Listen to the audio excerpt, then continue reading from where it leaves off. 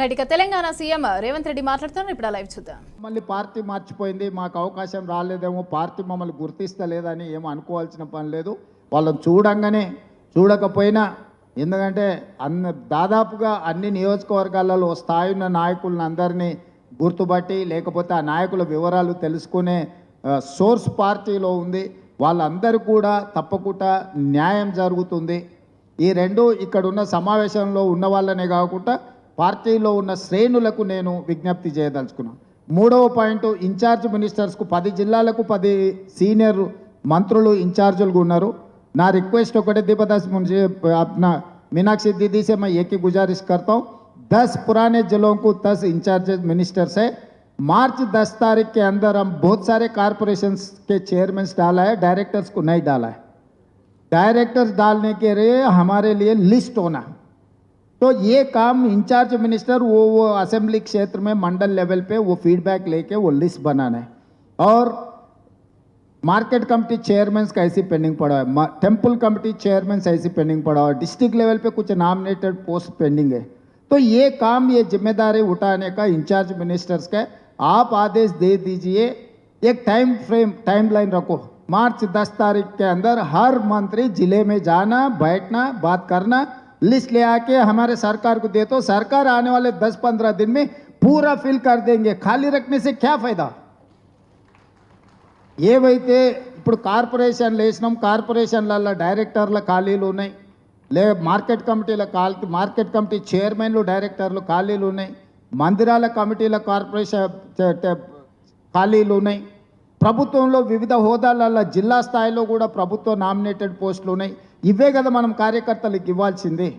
అందుకే 10 ఉమ్మడి జిల్లాల ఇన్ఛార్జ్ మంత్రులకు నా ఆదేశాలు ముఖ్యమంత్రిగా నేను ఏమిస్తున్నాయి సమావేశం నుంచి అంటే, మార్చి 10 తారీఖు లోపల అన్ని జిల్లాలల్లో వీటిని నియమించడానికి అవసరమైన లిస్టులు తయారు చేసి అన్ని క్లియరెన్స్ తీసుకొని, ఏఐసిసి ఆమోదంతో అన్ని క్లియరెన్స్ తీసుకొని మార్చి 10 లోపల వాటి నియామకాలన్నీ చేపడితే కిందున్న శ్రేణులకు కూడా ఈ ప్రభుత్వం వచ్చింది, ఈ ప్రభుత్వంలో మాకు అవకాశం వచ్చింది, ఈ ప్రభుత్వం మనది అనే ఒక భావన ఉంటుంది.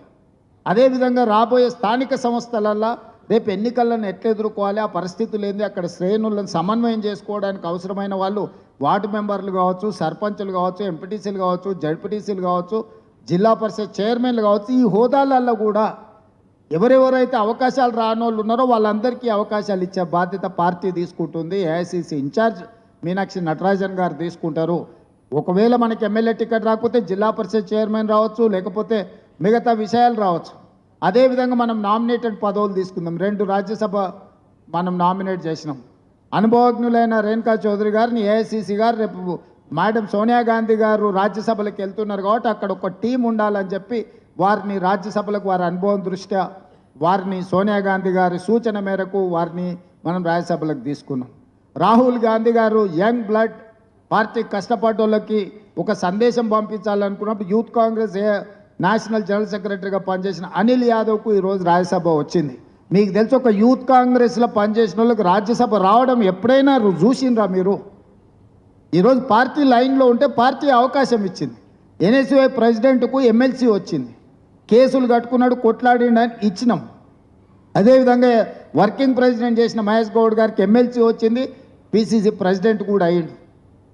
అంటే ఈరోజు నా సూచన, ఎవరెవరైతే ఆనాడు మనం ప్రతిపక్షంలో ఉన్నప్పుడు కష్టపడ్డప్పుడు కష్టాలలో మనతో ఉన్నారో, మన ఎంబడి నిలబడి పార్టీ కార్యకర్తల కోసం కొట్లాడినో, వీలైనంత మేరకు పార్టీ వాళ్ళందరికీ కూడా అవకాశాలు ఇచ్చుకుంటూ వచ్చింది. ఈరోజు అడ్వైజర్లుగా షబీర్ అలీ గారిని వేసినా, వేం నరేందర్ రెడ్డి గారు వేసినా, అరకర వేణుగోపాల్ గారిని వేసినా, ఇంకెవరినైనా వేసినా కూడా ఇవన్నీ కూడా మొదటి నుంచి మనము ప్రభుత్వంలో లేనప్పుడు, ప్రతిపక్షంలో ఉన్నప్పుడు పార్టీ కోసం ఎవరెవరైతే కొట్లాడినరో వాళ్ళందరికీ కూడా అవకాశాలు వచ్చినాయి. ఇంకా రావాల్సిన వాళ్ళు ఉన్నారు, వాళ్ళందరికీ ఇచ్చే బాధ్యత పార్టీ తీసుకుంటుంది. వచ్చినోళ్ళేమో వచ్చింది కదా మేము పని చేయాల్సిన పని లేదనుకుంటారు, రానోళ్ళేమో మాకు ఎట్లాగీ ఇవ్వలేదు కదా ఇంకా మేమెందుకు పని చేస్తామంటారు. ఈ రెండింటి మధ్యలో ఎక్కడో గ్యాప్ ఉంది, గ్యాప్ను సరిదిద్దుకోవాల్సిన అవసరం ఉంది. ఇక 4వ సమస్య, పెద్దలు ఒక మాట చెప్పారు, మంచిని మైకులో చెప్పాలి, చెడుని చెవులో చెప్పాలని. మనోళ్ళు చెడు మైకులో చెప్తారు, మంచం వచ్చి చెవులో చెప్తారు. నువ్వు బాగా చేస్తున్నావు, ప్రభుత్వ సంక్షేమ పథకాలు భలే ఉన్నాయని చెప్పి తలుపు మూసి నాకు చెప్తారు. బయట మైకులో మాత్రం ఎట్లా చెప్పాలనో అట్లా చెప్తారు.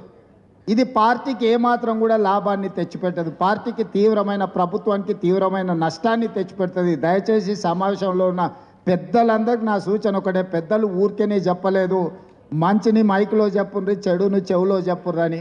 నా సూచన కూడా, నా విజ్ఞప్తి కూడా ఒకటే, మంచిని మైకులో చెప్పండి, చెడును చెవులో చెప్పండి. ఆ చెడుని ఎట్లా సరిదిద్దుకోవాలనో మనం ప్రయత్నం చేద్దాం. పెద్దలందరూ కూడా నా విజ్ఞప్తి ఒకటే, నేను ఎవరిని వేరే రకంగా ఉద్దేశంతో చెప్పడం లేదు. ఇది మన అందరం కూడా ఒక అవగాహనతోని ముందుకు వెళ్ళాల్సిన సందర్భం.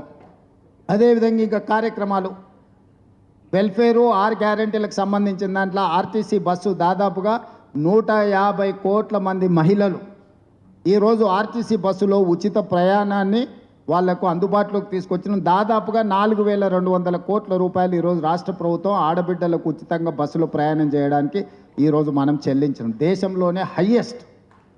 ఈరోజు అదేవిధంగా 50 లక్షల కుటుంబాలకు 200 యూనిట్లు ఉచితంగా ఈరోజు ప్రతి నెల కరెంట్ ఇస్తున్నాం.